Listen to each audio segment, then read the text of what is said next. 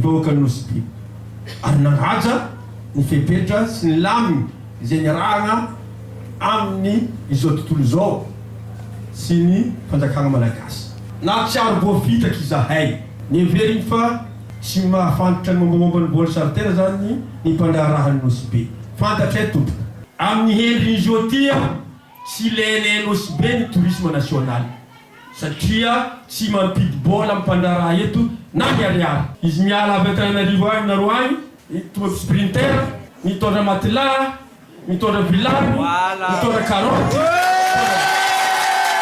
magnambanimbany vidiny excursion zanakanay ny zavatra tadiavinay mitovy lenta statut aéroport international Ivato tsy faseny sinon zay donc tsy Madagasikara.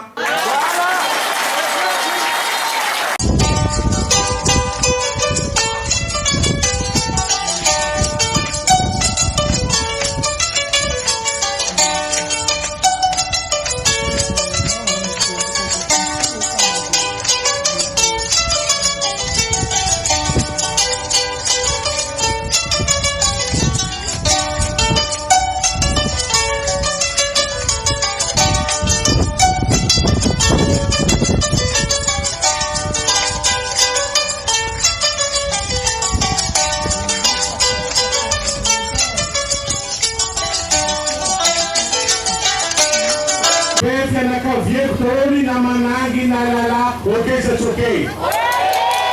Atunamba mfana kabia baketwe. Katika zeni mira miad mafsika mba alo Noeli kato Noeli skafu Nosy Be. Okeza choke.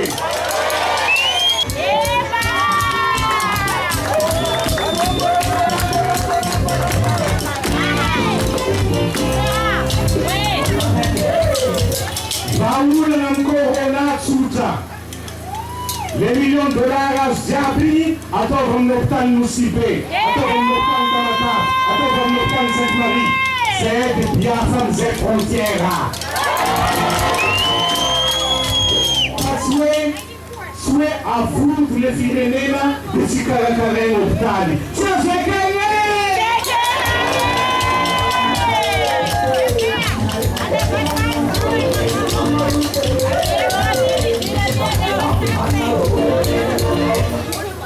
C'est l'Assemblée nationale, qui est le Premier ministre, à notre Brocavarata, à Divnos and Rexanon, Mikapula Tabaja, Fasimon and Noru, Amit Fanana, Amit Tomobili, Chakamadiante Pianta,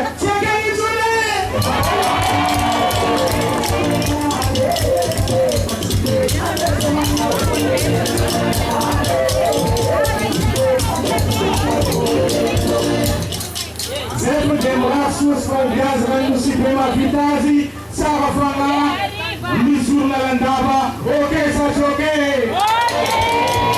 Vamos caber a caber!